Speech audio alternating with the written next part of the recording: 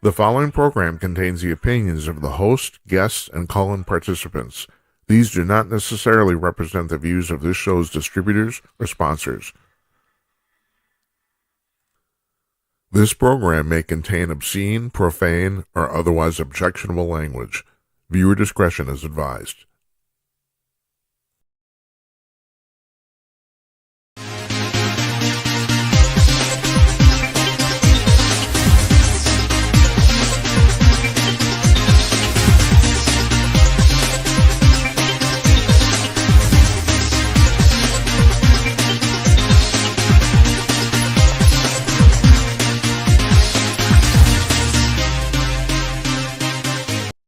Hey, coming to you cordless, everybody. Greetings from Minneapolis. It's Thursday night, May 1st, 2025.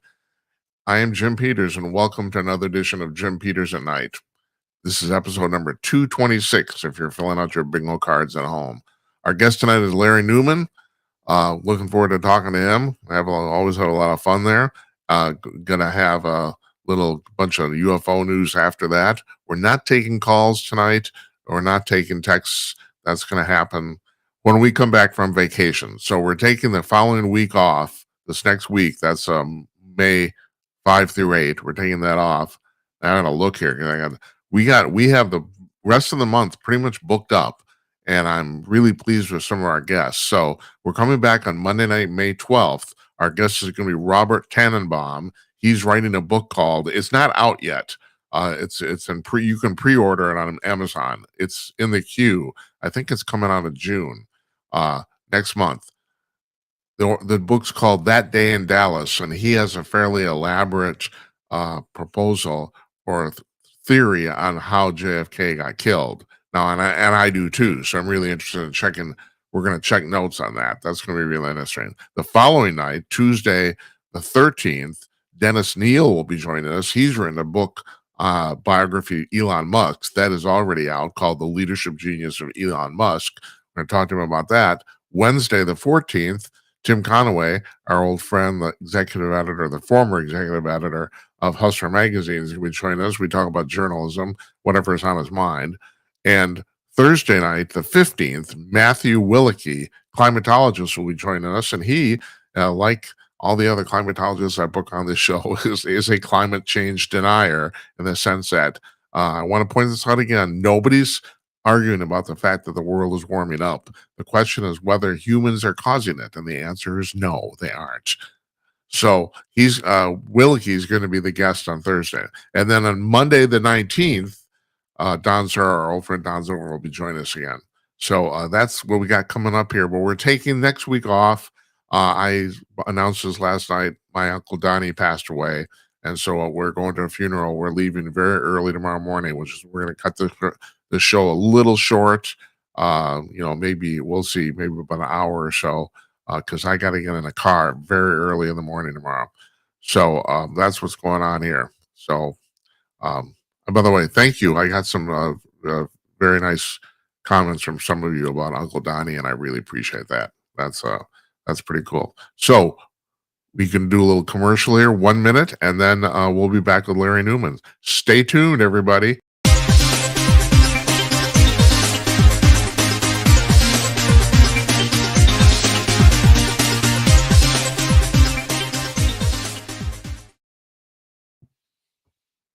Hi, all. I want to talk to you about Conk News. You've probably heard me talk about this before, but if you're a news junkie, you should try this out. Conk News is a news aggregator. Now, there are plenty of news aggregators on the web, but Conk News is different than all the rest, and here's how. Most other news aggregators will lump the top stories from each news source under that news source. The top 10 stories, like, for example, from Fox News, Breitbart, the New York Post, etc. What Conk News does is it sends its servers out onto the web to over 75 different news sources every 3 hours. And yes, this is an automated process, but in this case, that's actually a good thing. And collects the latest stories from said 75 sources and then lays them out on its own front page in the order they were posted, regardless of the source. So you see the latest stories at the top of the front page, regardless of where they're from. And this is all free to you. You don't need to log in. You don't need to subscribe, register, nothing. It's completely free. All you have to do is go to conk.com to check it out. That's conk.com, CONK.com, conk.com, Conk News.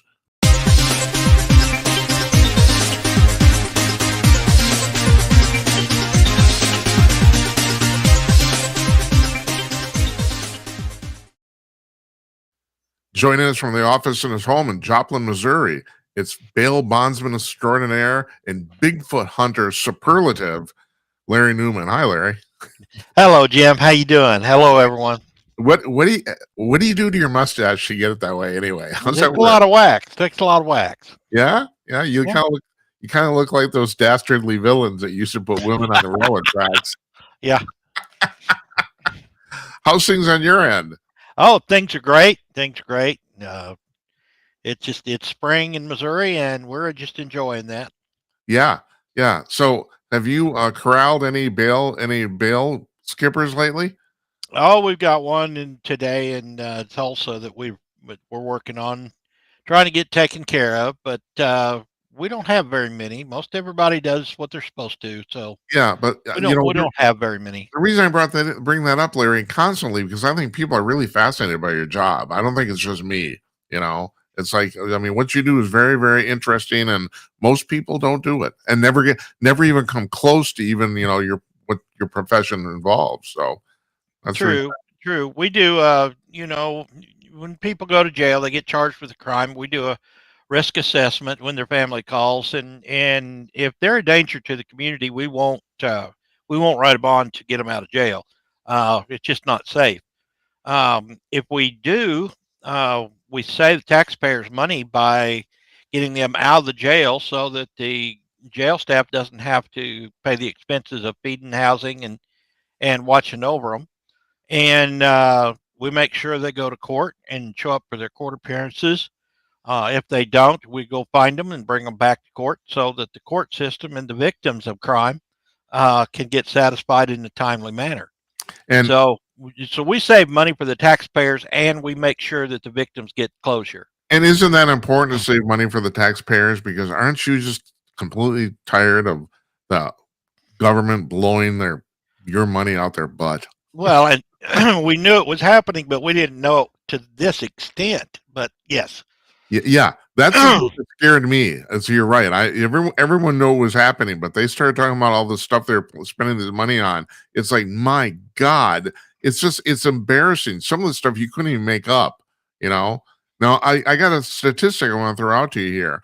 There's been various estimates on how much money Doge is or isn't saving the taxpayers. I mean, a lot of people so, they look at some of these figures, are kind of disappointed. They were originally talking about like $2 trillion, and now it's like, well, maybe it's like 100 or 500 billion or something like that. But the thing is, there's stuff that's kind of hidden in there. Like, for example, supposedly they've frozen like $1.7 trillion of funds, which means they haven't really been returned to the taxpayer, but they haven't been spent either, So well, first of all, and we've talked about this before, how can anybody in their right mind be against this?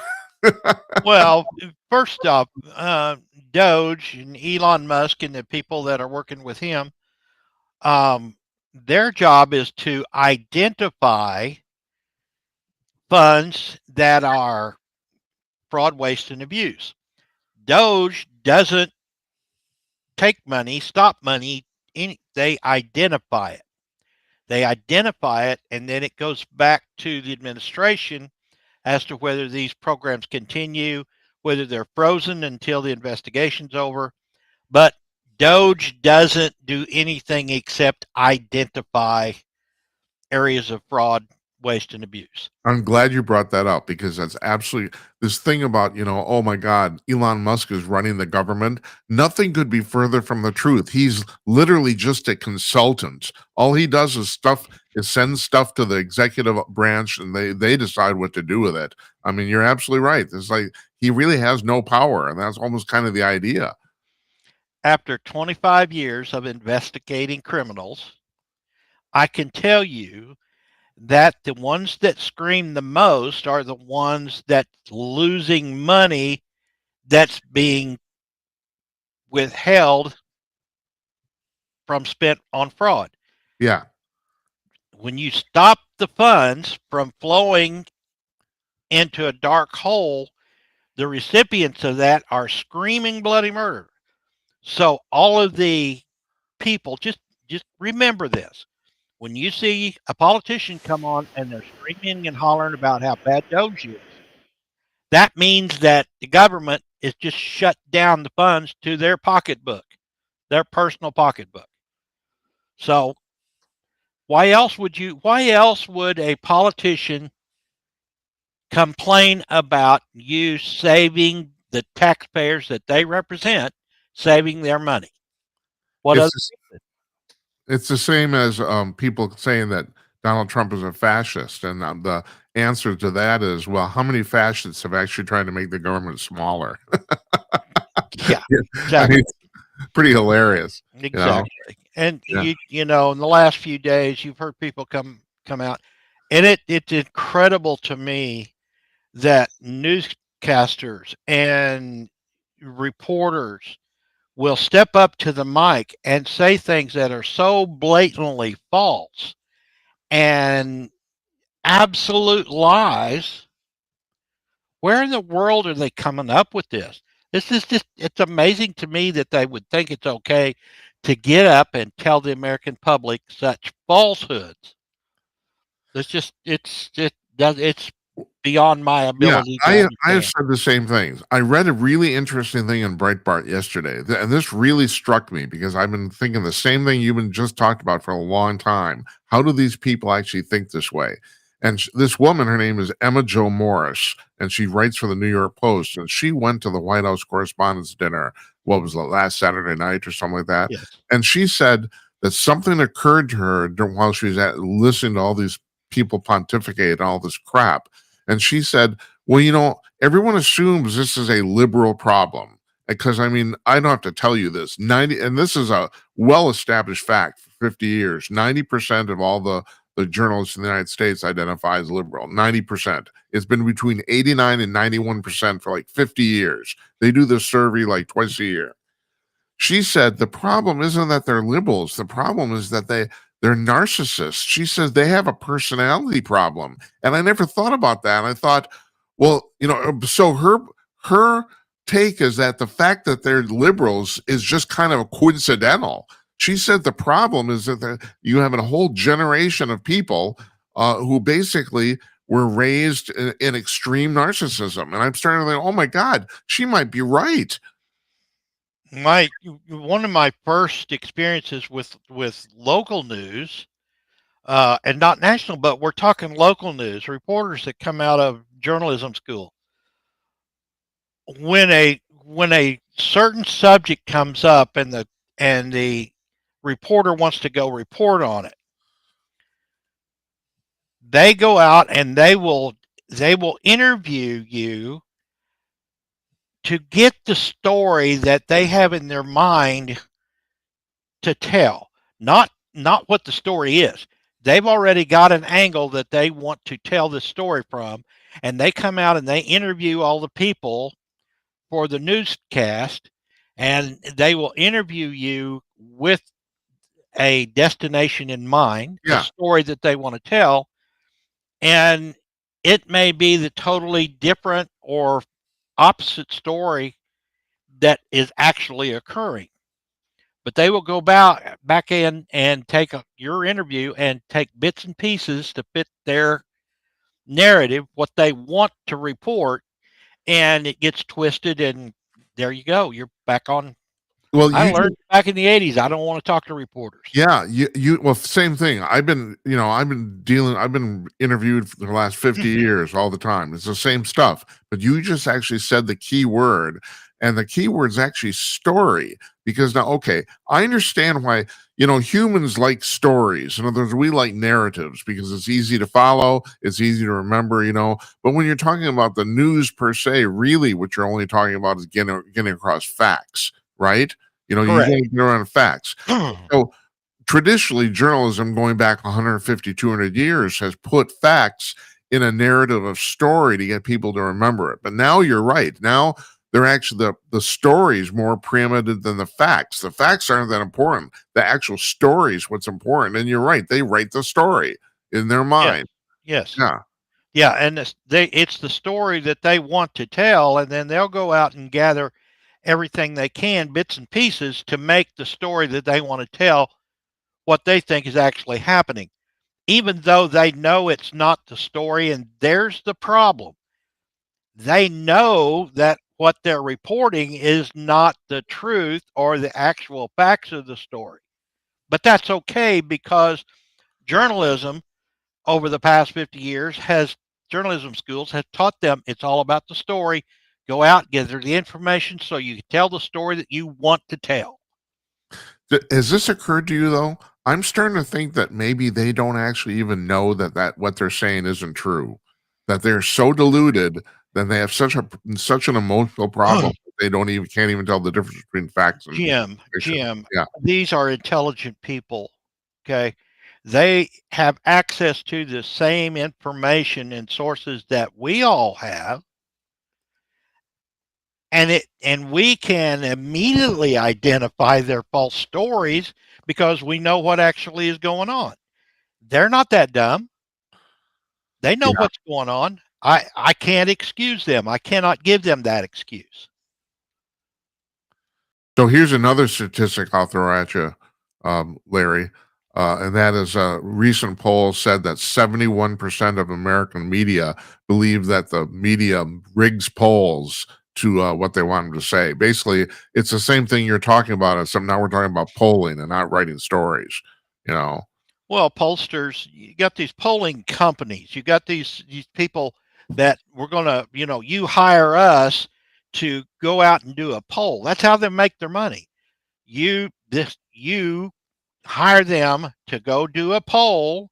You tell them what you want the outcome to be, and any poll can be designed to get the desired effect and the right? desired result. That's what they do. The So, only thing is now, I think the public's figured this out. I don't know if 20 years ago if they would have known that, but now the majority of the public seems to know this stuff. correct. They Correct. also seem to know the fact that the legacy media basically lies to them. They know that too. All the time. Yeah, but like I said, 20 years ago, I don't think anybody thought this. And I don't know about you. I mean, I live in one of the most liberal districts in America here. Most of my friends still think that whatever the New York Times prints is gospel. They still think that. I I guess if you don't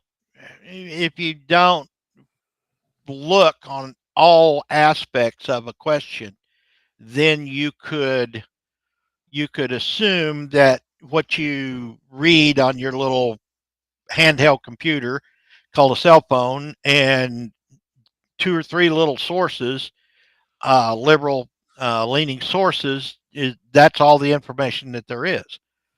Those The rest of us all listen to all sides of it, and a little common sense, which we've been hearing about lately, a little common sense added to it, and you begin to find out what's actually true.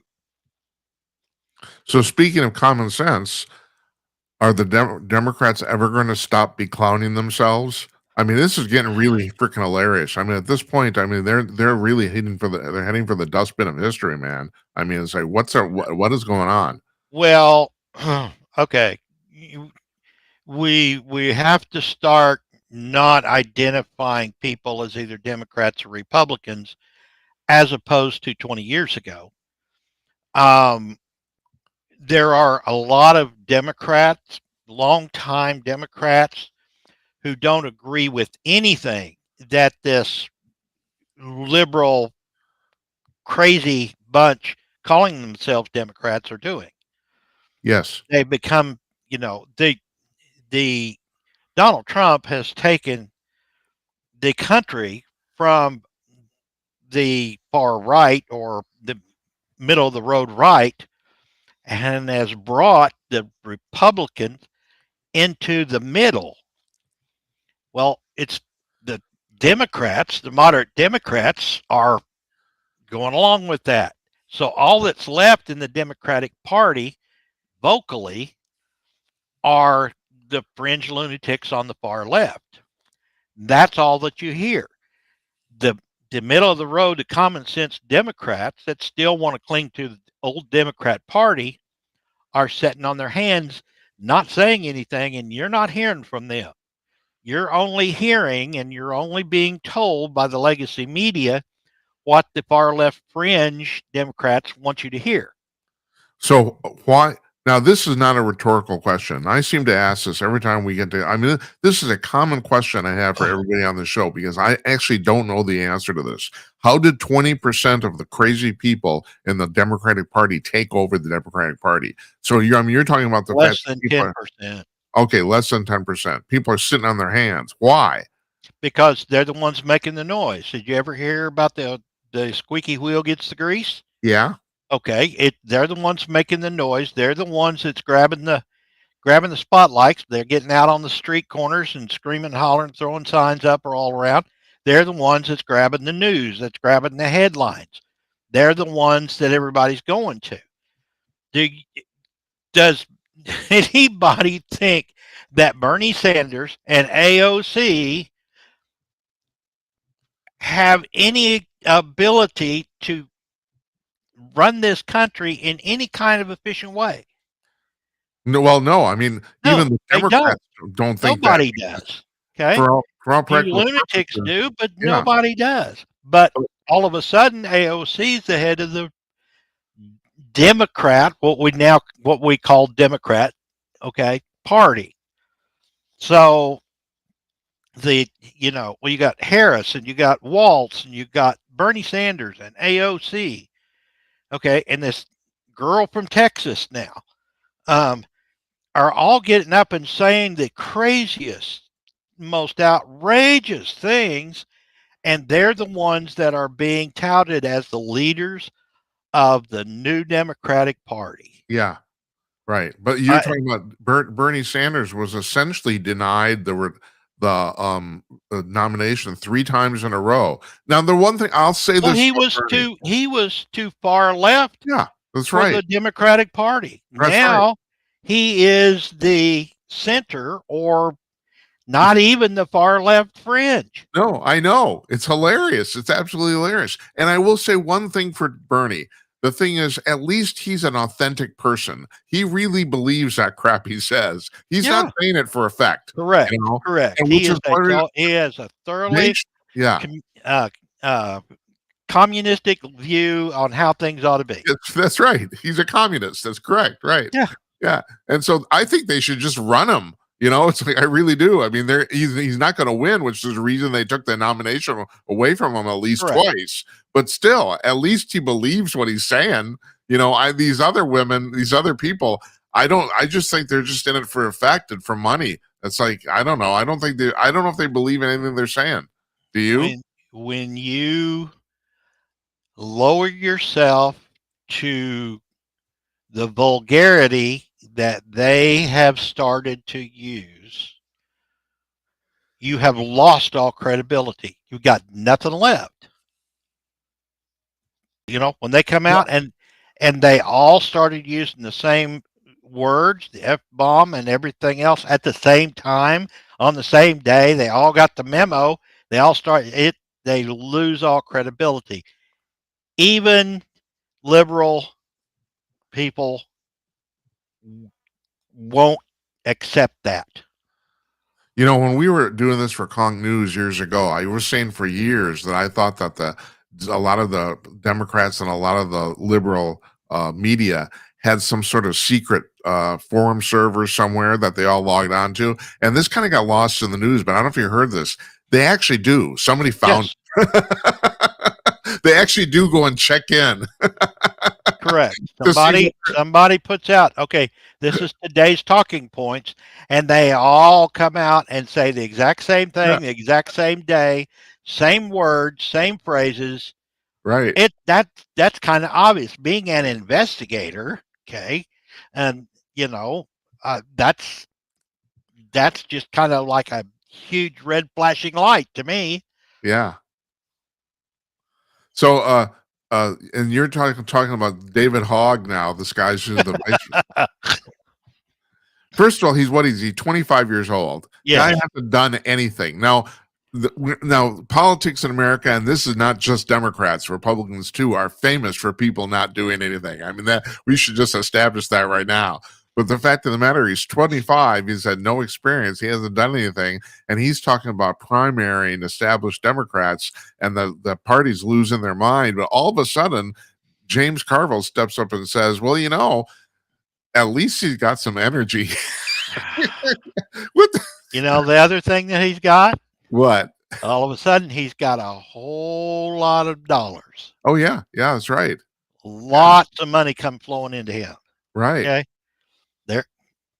I'm sorry. The rest of us are out here working a job and making a living and paying our taxes.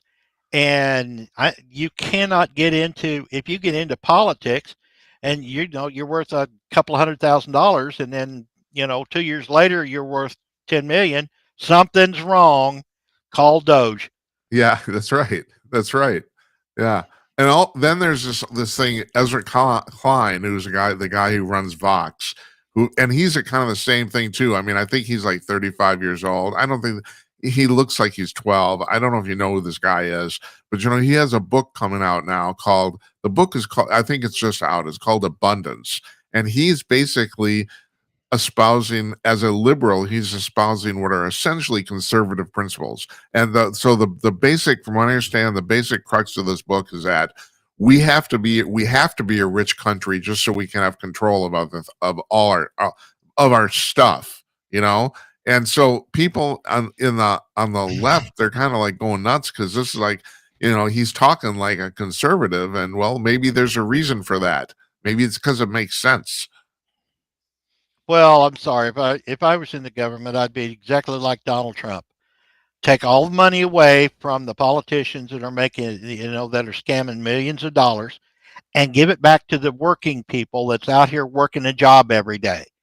Give it back to them. That's what Trump wants to do. That's what I would do.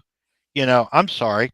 Shut the spigot off to the black money that's coming into these politicians. And don't get me wrong, there's Republican politicians that's on the Oh scale yeah, too. absolutely. That's right. So, but shut them all down, okay? Yeah. And I've got a sneaking suspicion that Pam Bondi is going to end up filing charges on a lot of people in high places when the investigations I are mean, done. I don't have to tell you this. The buzz online is that, well, she hasn't done anything yet. No, I agree. I have the feeling that the space lady is just kind of like waiting for the right moment. That's what I think. When you start doing investigations and you start closing loopholes and you start sewing up a conviction, it takes a while. You don't just do it tomorrow. Yeah. It takes a while. Right. That's why I love talking to you. You actually experience doing some of this stuff. Yeah. And when they've got layers and layers and layers trying to insulate them from all of this money, Conk News had this great, absolute, wonderful cartoon. Okay, U.S. taxpayer dollars going into U.S. aid and coming out the other door, going right into the Democratic Party. And Ukraine, where did the money go that we gave to Ukraine? Nobody can find it. No audit been done. Nobody can track the money. It disappeared. But you've got a whole bunch of Democrats that's gotten rich over the last few years. Where'd that money come from? Yeah. Okay. Now, You got to ask questions like that. This is going to be really interesting because this new rare earths deal they made. I mean, this is really kind of both fascinating and wonderful because apparently the way it looks is that we're going to get all that money back very quickly because of the rare earths that stuff that Ukraine is going to give us. And it really has to be stressed. People don't understand how important this is. The vast majority of rare earth materials on the planet right now come from China. And so China basically has our balls in a vice regarding this stuff. And you need this stuff for your cell phones, computers, cars, all sorts of stuff, right? So, Correct.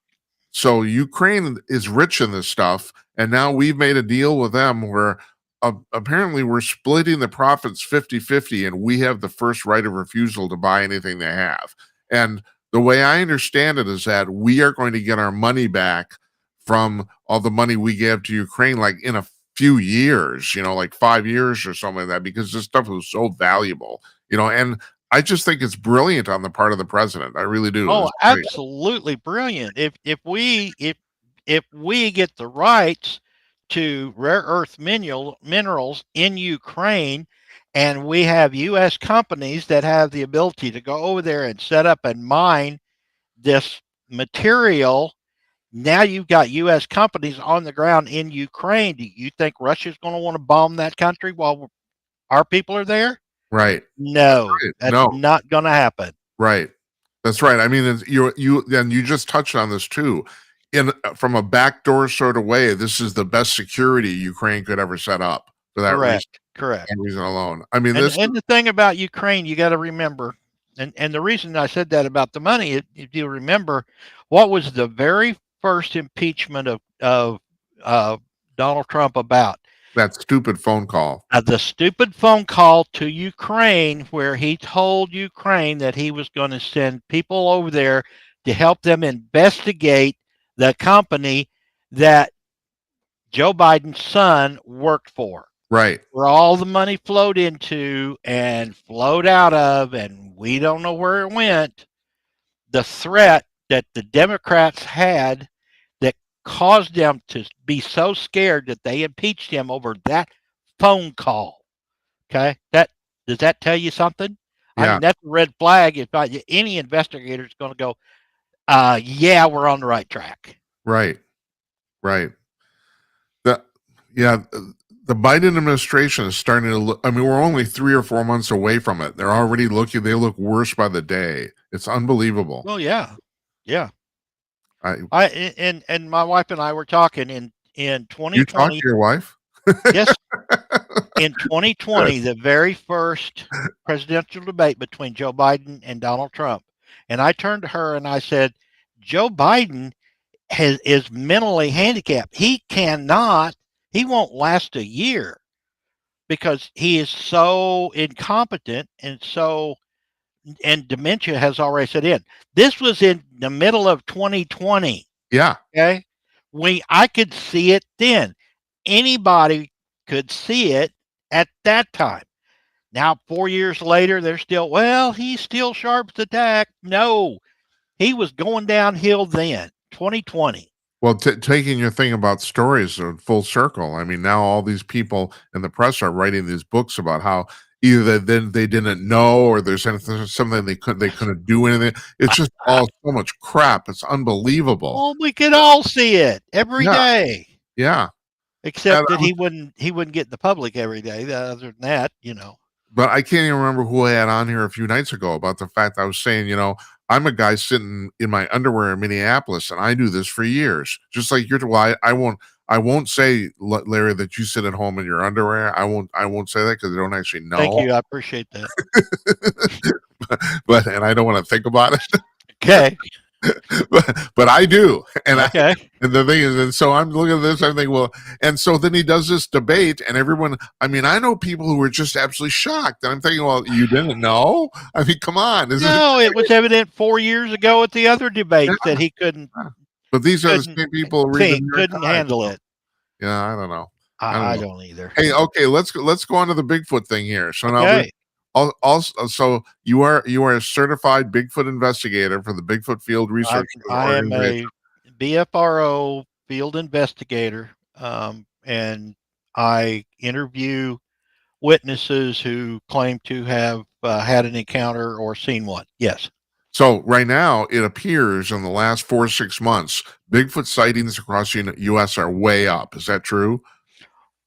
I think reports may be way up. People are beginning to not fear turning in reports. Right. I think the number of sightings has been extremely high, and we're talking hundreds a month every year in the U.S. for the last several years. I go to the BFRO website to check, and they only publish there what they call Class A and B sightings, which are Correct.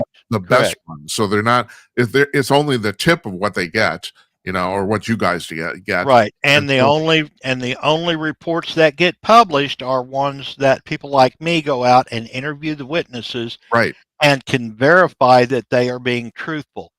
If they're not and it can't be verified, then it doesn't make the public page. You don't see it. right, right. So the big story in the last couple weeks has been these two guys on the scooter in Kansas where they're Hmm. driving, and this happened like you said earlier before we got on the air. This happened in the middle of the day. They're driving down some road somewhere, 12 miles north of Topeka, and they're against a fence line. There's a lot of I don't know, for people who've never been out out in the rural America. Yeah, roads follow fences. They is a lot. And so they're driving down on their scooter, two guys, and they both saw this, and they basically drove right by Bigfoot. And now I'm fascinated by this because they said they called out to it. They said they actually Yeah. tried to get its attention, but it did Right. not turn around. And well, it did, and looked at them, and not one that were calling at it. Right. So, and so, yeah, you're talking about. I have a picture I'm going to show here because this is your fellow investigator, Susie Myers. She's out there. This is at the spot where they saw it on the fence line, you know. Correct. And so, Okay. And what she is doing, you'll see she's holding a tape measure. mhm, And did we do this? I do this. We all do this. She is there talking to the witnesses, and she is holding a tape measure, and she is trying to get the tape measure up to the height that they are stating that how tall it was. yeah. So she's probably, if I remember right, she's about 5'6" or 5'7". So that's 2 foot over her head. Hey, Um, hold on. I never asked you this, Larry. You know this woman? I've met her. Yeah. Okay. She's um, Stanley and Sean do investigations all over. There's if you go look up the 400 called the 400, it is a uh, it is a investigation area, 400-acre investigation area that these guys do have an ongoing investigation on of a family of Bigfoot. Uh-huh. But anyway, they went to this location, and she's holding that up in the air to identify the height of the animal that they saw. Yeah. So they're just driving down this road, and apparently Mhm. here's this Bigfoot just walking next to the fence, Right. and there you go. And Mhm. so I don't, we talk about this with the UFO things. I don't think at this point, and Conaway and I talk about this a lot about the fact that it's so easy to fake photographic evidence now that I don't think any of it really counts for anything. I am actually myself. I'm at the point where I think the actual witness testimony now is more important than any photograph. Anybody, if somebody took a perfectly clear picture of a Bigfoot, I don't know if anyone would actually believe it at this point. Well, there are clear pictures out there. The problem is, and I think I've told you this before. When you pick up your cell phone and you point it at something to take a picture, it has what they call automatic focus. If you point it at something and there's a larger object beside it or between you and it, that camera will automatically focus on that and not what you're specifically wanting to take a picture of. Uh-huh. So that's why a lot of the photos that people take on their cell phone of Bigfoot turn out to be blurry because the camera is focusing on a large tree or something, in the area that the camera's focusing on and not what you're wanting it to. You Yeah, take a good manual focus camera and you can get some good photos. now that's But funny there's you a lot of good photos out there that just have not been made public it's yet. funny you should well hold it. I have to ask you though, why haven't they made public? Is like There's is the there's a government number of reasons. Most of the people that go to the trouble to take some really good photographs are holding uh-huh. them for personal reasons, for hoping maybe one of these days that those photographs will be worth something or contributing to a scientific study. There are a lot of people like uh, Stan and Sean that are actually taking the time and going out and studying these animals in certain locations where they can study them and learn more about them. That's going on all across the United States, and most of it's probably private, and a lot of it is because the first time that they make public a photograph, they're going to have everybody in the world coming to that location, and it's going to ruin all of their research. The BFR website says that they estimate, that would be your organization, that there's probably 2 to 6,000 Sasquatch individuals in the entire North American continent. Is that about the thing? Is that what you're thinking? Well, and I don't travel all over the United States. I look at and evaluate sightings, locations, and dates.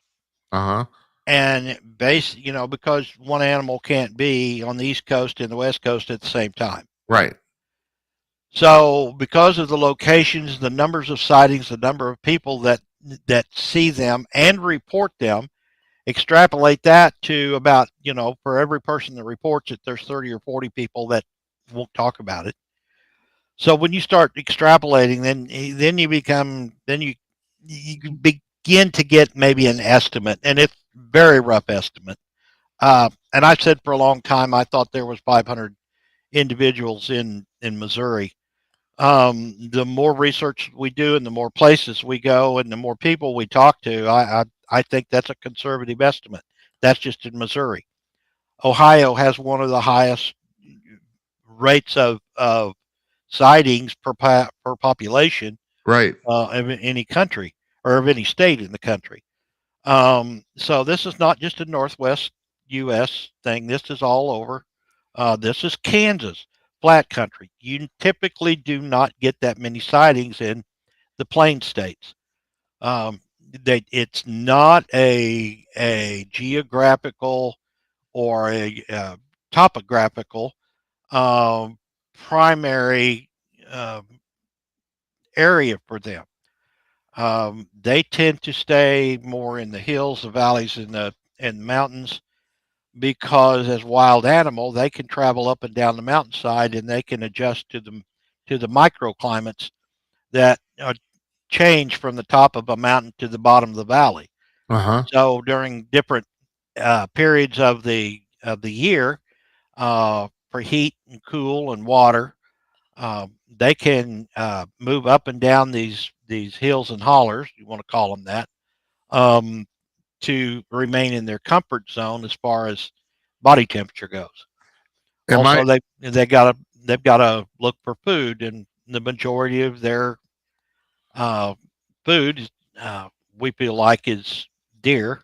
That's their primary food source, but they are omnivorous. They'll eat roots and fish and clams and crawfish, and there's some smart ones out there. Larry, do you know what my primary food source is? McDonald's, Chipotle. Chipotle. Okay, all right. All right. I'm under the impression that that Bigfoot Sasquatch seems to be concentrated in the United States in the nexus of Ohio, Pennsylvania, and Kentucky, or maybe like Appalachian country and Oregon and Washington. Is that true? No, I don't think it's concentrated there. I think you've got population densities that change, but in the plain states where you don't have the perfect climate conditions for them, you're going to find fewer. Um, but that's not to say that they're not there. I mean, Oklahoma's got a lot of sightings. Kansas doesn't typically have sightings out in the western part of Kansas. Neither does Nebraska. But when you start getting closer to the mountains, those sightings start to go up. Um, Having access to uh, the private information on BFRO, all I can say is that in less than 30 years, there are currently about 74,000 reports. In 30 Their years. number in 30 years, 74,000 Yeah. reports. That's a lot more than there's investigators enough to go out and investigate every one Right. of them. Right. So we try to prioritize them and triage what we can. And we went on, now Missouri had an expedition. We have public expeditions that people can sign up for if you go to the BFRO site. We had the Missouri Spring Expedition last week. That's where I was last week. Oh, We picked a spot on the map. It's a river camp where people get canoes and kayaks and go on the gravel beach and have fun. And so we show up to just pick a spot on the map. We go there, talk to the maintenance man. He gets up 4 o'clock every morning, has coffee sets outside, and he said they're here checking out the dumpsters every day. yeah. He hears them every day. Okay. So we pull up there the first night. We have one scream about 2:30 in the morning, just across the road from where our main camp is. Um, I talked to a guy when Sharon and I showed up on Wednesday. There was a man with his dog camped down by the river already. So I happened to he come out to talk to me, and I did not tell him who I was or what I was doing there. I just asked him. I said, "Do you ever hear anything strange at night when you're out here?" And he said, he said, I hear lots of stuff, but he said, last night I heard the strangest thing I've ever heard. I've never heard it before. It was just, I said, well, what was it? He said, right across the river in those trees, he said, I heard monkey chatter. And they know what that is. That's like, I do. I yeah, do. yeah, Go to the Sierra Sounds and listen to that. It's right. monkey chatter is monkeys talking to each other, screaming at each other, whatever you want to Yeah. call it. He had no idea who I was, why I was there, or anything else. Just off Well, the cuff, you were told talking me about what he heard. the maintenance guy at the campsite, and I have heard this now. I'm hearing this more and more about there's like especially new housing developments in like Ohio and Pennsylvania where Mhm. people, I mean, people see Sasquatch on a daily basis to the point where they didn't even bother to tell anybody anymore. It's like Sure. it's a regular part of their life. So how I see and this gets back to what I was talking about the thing about photos versus eyewitness testimony. How can you argue that the things that they aren't real? If you got people literally who are in houses, literally seeing these things in their backyard every day, and it's like, come on. It's like, it's like, what are you going to say? Everybody's like stupid and nuts or making shit up? I mean, no. Well, they're not. People want to laugh it off and makes them uncomfortable, and they get up in the morning, they walk out to the car, get in the car, go to work. They come home in the evening, they get out of their car, walk in their house, turn TV on, and they don't come out again until they get in the car the next morning. They have no idea what's in their backyard. Yeah. But there's a lot of people that do. I interviewed a guy just, I'm going down the road. I stopped and talked to people. I talked to this guy. Um, and I told him what I was doing. And he said, yeah. He said, yeah, they're here. He said, I've got them. Just they're down in the holler behind my house. He said, I've lived down there for 40 years. And and he started naming them. He said, I see them all the time and I've got different names for them. I've named them. He's watched them grow up, Yeah. but he's never thought about reporting them. It's just a part of life. Right. But okay. And as a matter of fact, let's end with this question. So, I deal a lot with the UFO stuff, and I understand why people don't want to accept the fact that maybe extraterrestrials are visiting Earth. I understand that. I don't understand why anybody would not want to accept the fact that there's a undiscovered primate living in the woods. That I don't get.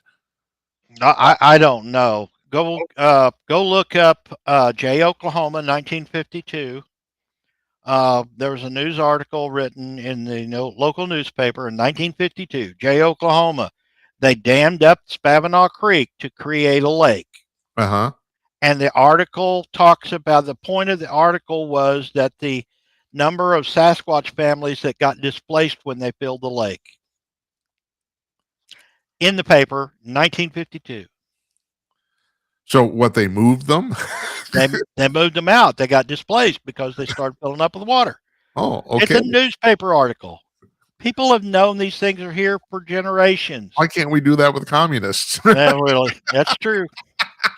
Or Democrats. But Well, anyway, yeah. So yeah, they moved the Sasquatch, but not the communists. Okay. yeah. All right. All right. Okay. I'm gonna let you go. Okay. All right, buddy. Hey man, always a pleasure talking to you. I really You appreciate too. it. Thank Thanks. you. We'll talk to you soon. You take care. Everyone have a great night. Thanks. Bye.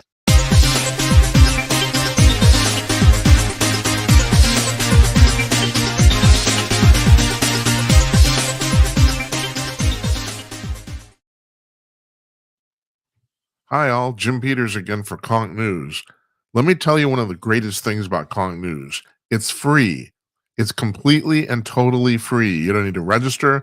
You don't need to log in, subscribe, none of that stuff. Sure, they run a few ads on the front page, but if you're an old fogey like me, you might actually appreciate this because when you check out Conch News at conch.com, you'll probably notice that it's the closest thing to an old fashioned hard copy newspaper that you'll find online. The latest up to the minute news from 75 high quality sources collected every 3 hours, all laid out with photos and headlines directly from the articles. And when you click on a story, you go directly to that story. No ad page, no interstitial page, none of that stuff. This is the way online news is meant to be. And did I mention that it's completely free? Seriously, how much of stuff in America is free now, right? That's of quality anyway. So check this out for yourself. It's at conch.com, CONK.com. Conch News.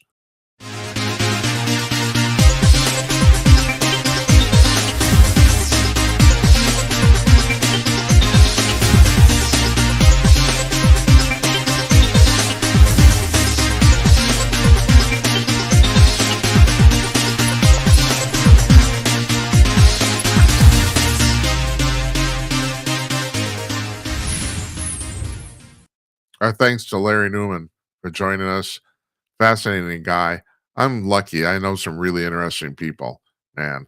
Yeah. So yeah, he's a bail bondsman and he's a Bigfoot investigator. So and he's got a really good point there. Like, wh- how I why don't people accept this? I don't understand. It's like okay, there's a undiscovered primate living in your backyard. What is so unbelievable about that? I understand, like I said to Larry, I understand why people don't want to grapple with the fact that we're being visited by aliens. I understand that.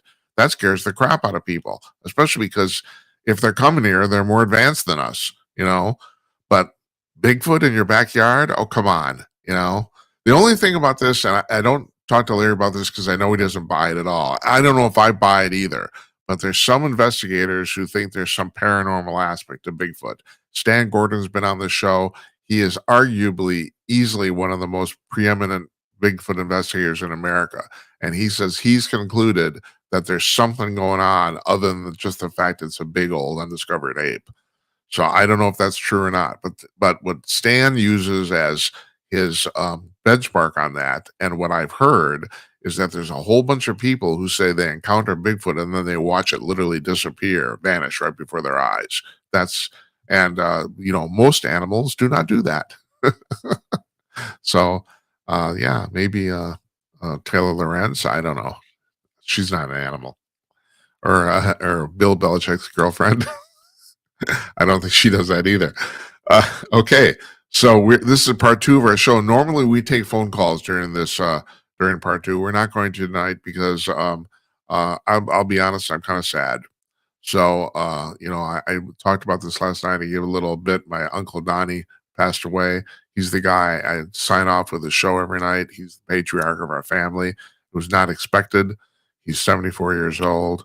And I kind of get going here because I got to jump in a car very, very early this morning and drive to a funeral. So that's not. But that said, I got plenty of news here to talk about, which is one of the reasons I didn't want to take phone calls. I thought let's plow through some of this stuff. Okay, so you guys know math, right? Math is your friend. Math runs everything. So here's what math can also do.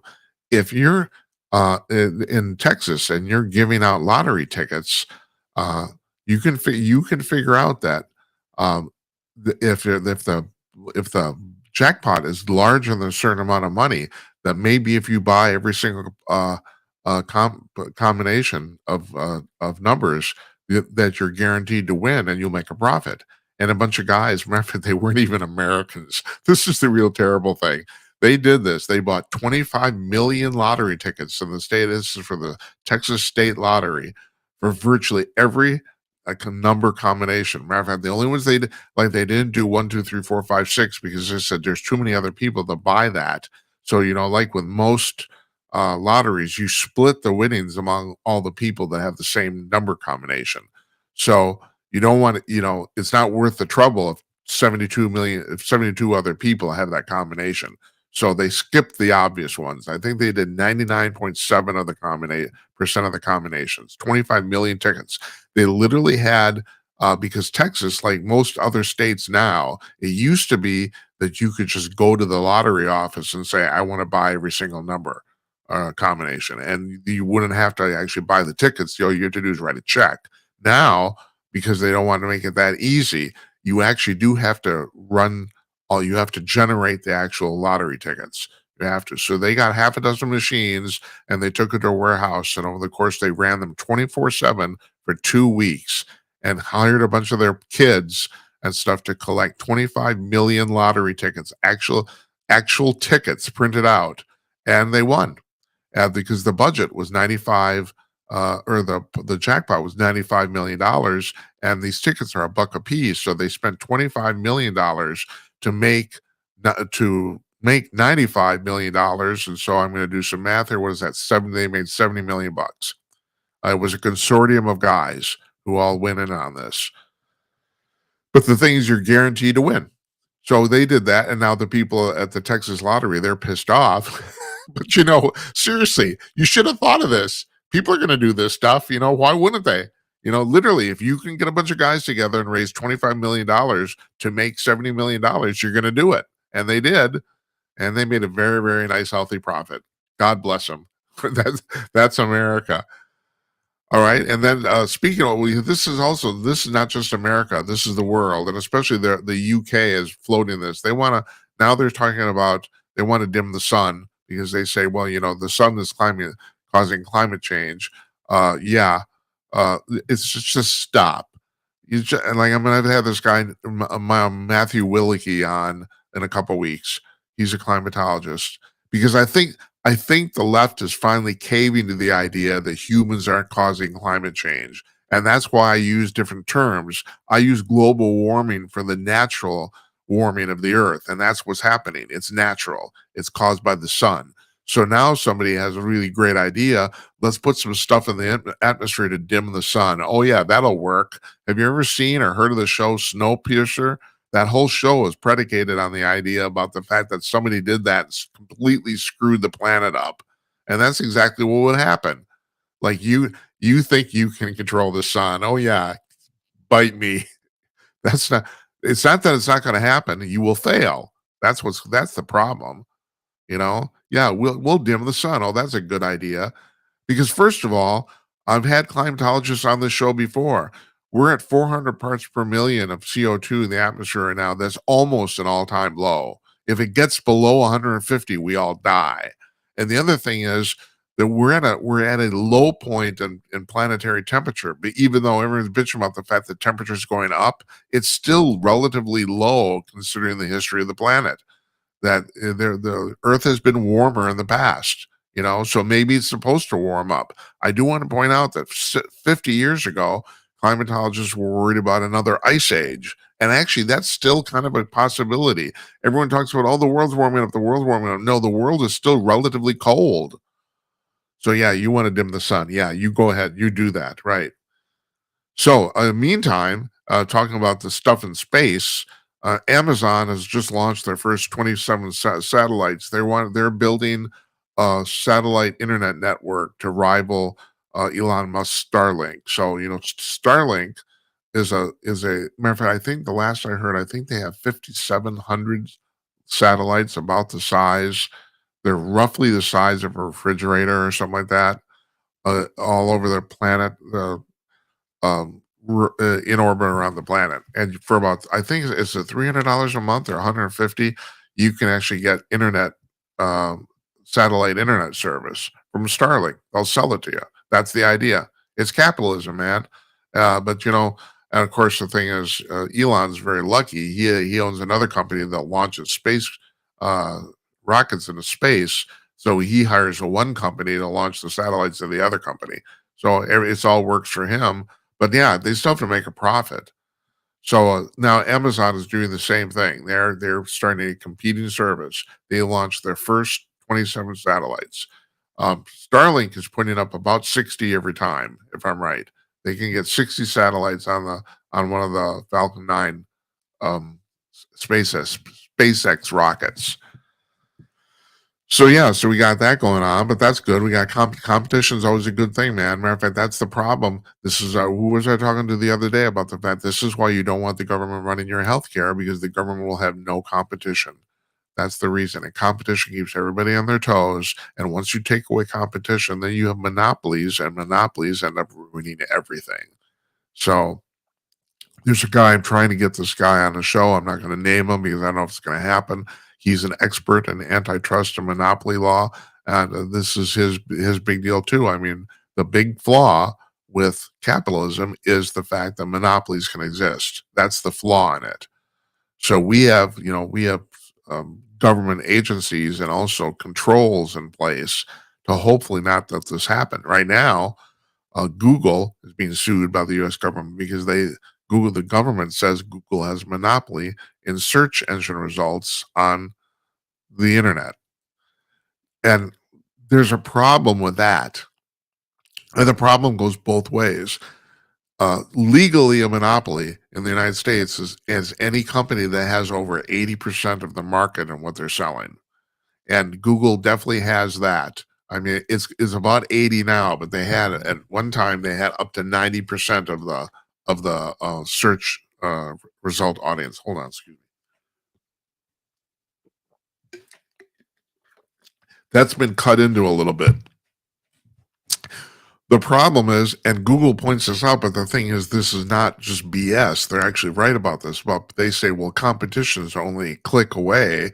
And I use Bing on a regular basis. I actually use both of them. And I have to tell you that the results are extremely similar. Google's a little better at all the non-search stuff. Like, for example, spell check and all that sort of stuff. Google might be a little better at that. But when it actually comes to web search results, they're almost exactly the same as far as I can tell.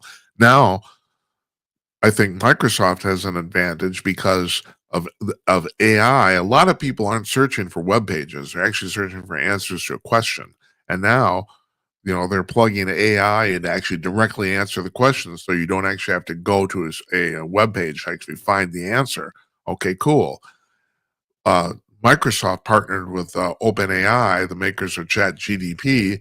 Google went on their own, and Google started Gemini, and the first tests of Gemini were horrendous. I mean, they made the news; they were so bad. They made George Washington a black man. It's like, and this has been embarrassing for them. And the impression is that maybe Google got their crap together a little bit, but Microsoft and OpenAI is still way ahead of them. But the thing is, this happened in the 1990s with Internet Explorer. Microsoft, or the government, sued Microsoft over Internet Explorer because you had a company called Netscape that was technically, and I've gone through this before, but still it bears repeating, that was technically selling their web browser. They sold it, even though 95% of all people downloaded it for free, but it was still technically for sale. Internet Explorer was included in every copy of Windows. And they said, well, you can't, you're giving away something other companies charging for. And they said that wasn't fair, but the problem is Internet Explorer didn't work with crap. And so then Google came along and actually started a web browser called Chrome. And I don't have to tell you this, that you actually have to download to put on your computer, on your desktop anyway. And they still, now the last I heard, there's 4 billion copies of Internet Explorer on computers across the world. And there's 8 billion people on the planet. So you can do the math. About 1 out of every 2 people has a copy of Chrome, even though they had to download it and install it themselves. That's the real amazing thing. So it seems like when the government finally reacts to some sort of antitrust or monopoly situation, it's already too late. That's what it seems like. And Google's on a point. They're going to get their ass kicked. That's what's going to happen. Google's going to be like every other company in the tech space. It's going to happen to Facebook too. I think they're the next people on the block. Not Meta per se, but Facebook and specifically. Meta is their ownership company. Is their over their their what's the word I'm looking for? Oh God. Well, anyway, yeah, Meta owns Facebook, but Facebook is probably going to go the way of Disco, and Google might too. They will have a 20 or 30-year run. And last night, I had a very interesting thing. I actually sat down for about an hour. I use and this is the same thing, but of course, I don't know if they'll ever catch up with this. I use Copilot all the time because simply it's included with my Windows operating system for no other reason, and also it's for that reason it's free.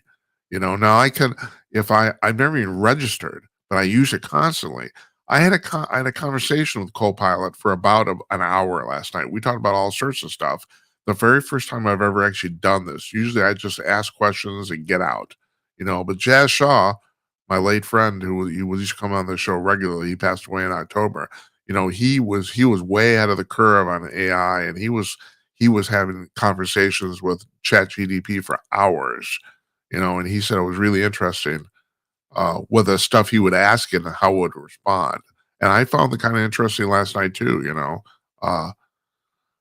I mean, you're talking about an entity, if you want to call it that doesn't have any physical body, and yet it's talking to you like a person, and it will even tell you itself. It's the only reason it can do that is because it's learned to emulate human speech.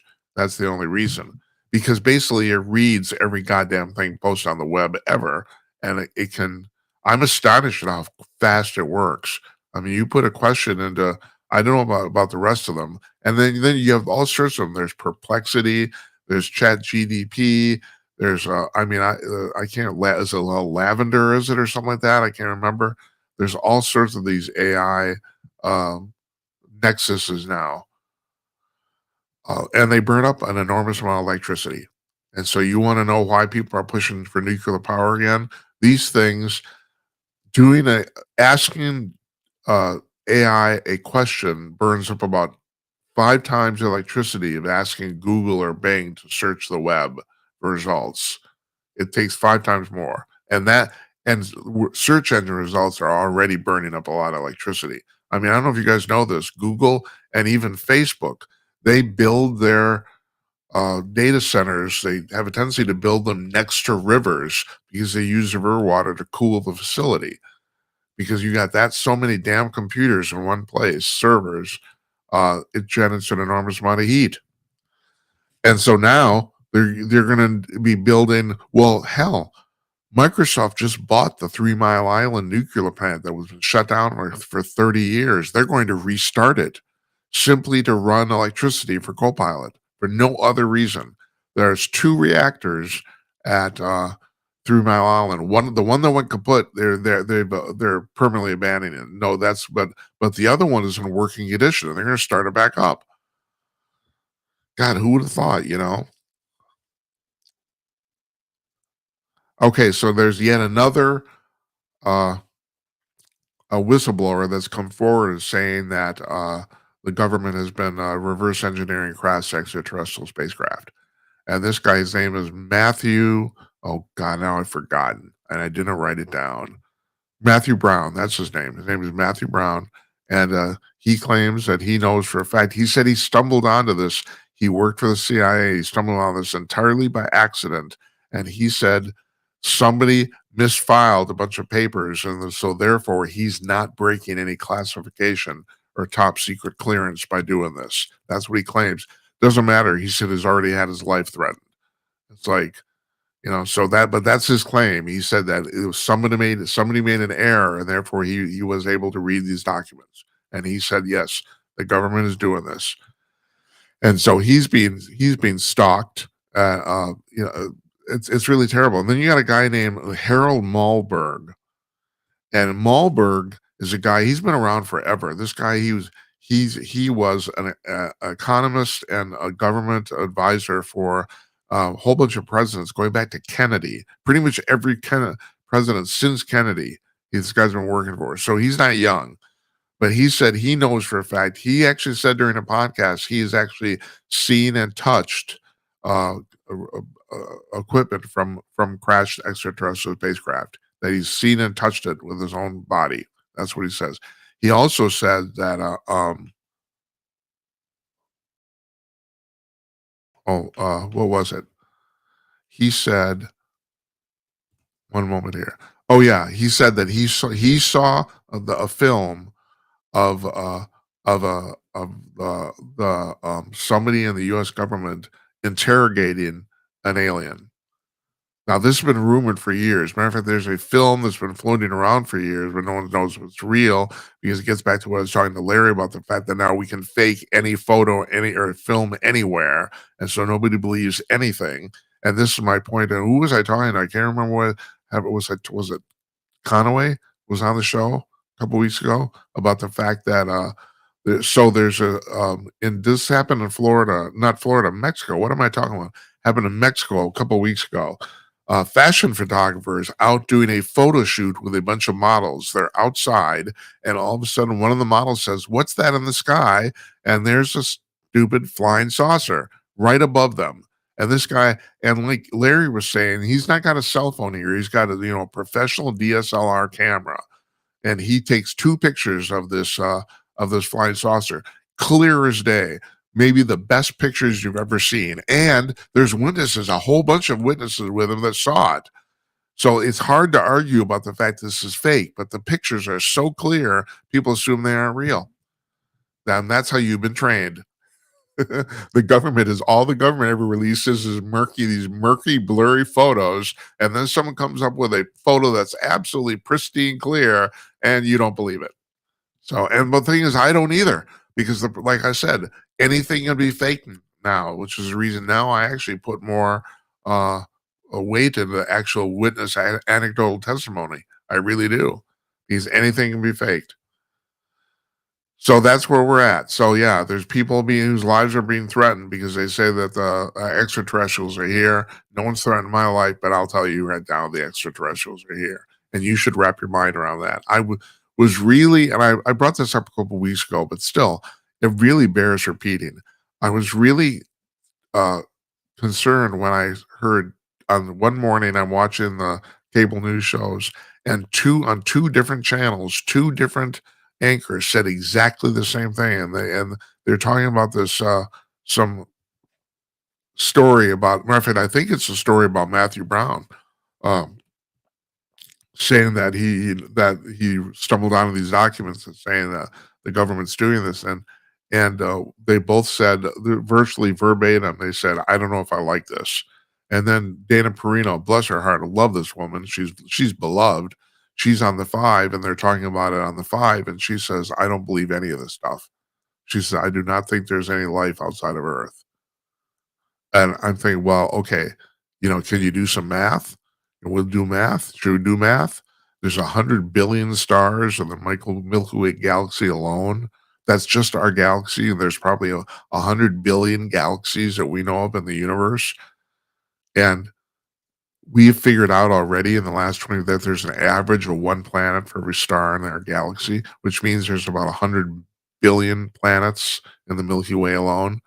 We've already figured that out. We went from not knowing of any planets in outside of the solar system in 2000 to now they find about I think about a half a dozen every day is what it is.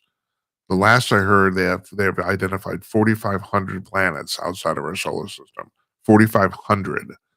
And one of them made the news. Now that I think about it, this is the thing those anchors and Dana Perino was talking about, the fact that there's this one planet which is 125 light years from Earth, and they have come to the conclusion based on its atmospheric spectrogram that there's almost certainly life on that planet. Now that doesn't mean it's intelligent life at all. We might be talking about, we're talking about plants and trees, but because of the makeup of the atmosphere of that planet, which we can detect from via a telescope here from here on Earth, they're almost certain there's life on that planet. And so, and like I said, we're not even talking about intelligent beings. We're just talking about just plain old life. There could be not even the animals on that planet. It could just be vegetation, but there's just something living there. I think they said it was 97, but they were 97% certain. Now people are starting to doubt this because people will doubt anything, and and this is one of the problems with society right now. There's money in being a skeptic to almost anything, anything. But yeah, so Dana Prina doesn't want to believe it. I don't know what to tell her. You know, uh, I'm working with a bunch of people right now. We're doing a documentary, and the truck on UFOs. And the crux of our documentary is that this is not a scientific problem anymore. We have proved that extraterrestrials are coming to Earth. I think the proof is definitive at this point. It's a social problem because a whole bunch of people simply don't want to believe it, and that's a problem. And my friend Jazz Shaw, my late friend Jazz Shaw, that was the only thing him and I disagreed on. He thought the world was ready to hear this. I think the world is ready to hear it, but I'm kind of qualified with that because America might be ready to hear it, but I don't know if there's a lot of other countries or cultures on the planet that are. And I don't now I'm starting to wonder if America's either. Nick Pope, the guy who used to work for the Ministry of Defense UFO desk, you've seen him in every document. The guy's everywhere. He said recently, and I found this very fascinating because he would know. He said he thought for years the world's ready to hear this until COVID came around, and he said we handled COVID so badly. Now he thinks why we might not be ready to hear about the fact that extraterrestrials are here, and he might be right. I don't know what to think. I want to thank you folks for watching. Yeah, last night I talked about the fact I do my sign off every night. I've done it about good night, Uncle Donnie, good night, Esperanza, and I finally kind of like let the cat out of the bag there. Esperanza is my mother, my 100-year-old mother. That's her real name. And Uncle Donnie was not Donald Trump. People ask me about that all the time. Uncle Donnie was a guy in my family, and my wife's family, Don Sullivan. He lived near Bayfield, Wisconsin. He passed away on Monday. And my wife has a very, very large family. She has well over 100 first cousins. No lie. She has first cousins that she's never met. So many. And we have Don's. I call it the ranch, but people don't like it when I call it that. His spread outside of Bayfield. We get together at family gatherings several times a year. And it's not unusual at all for 40 people to show up for dinner. It's not unusual at all. But Donnie's home was the nexus of our family, and he was the nexus of our family, and he's gone. And it's going to be pretty tough. So I'm jumping in a car really early this morning to drive to his funeral.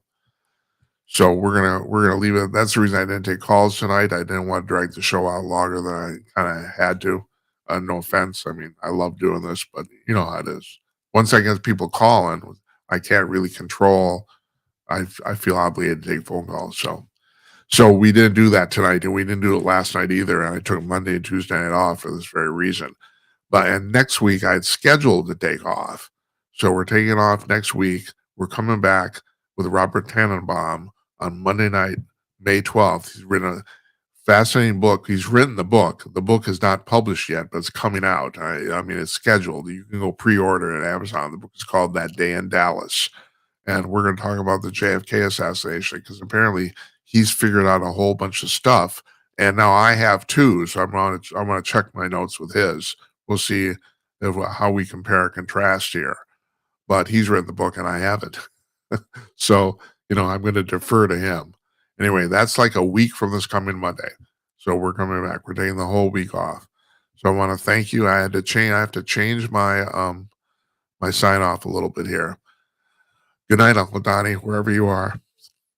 And good night to you, wherever you may be. You guys have a nice weekend. You have a nice week. We'll see you on Monday night, May 12th. Take care.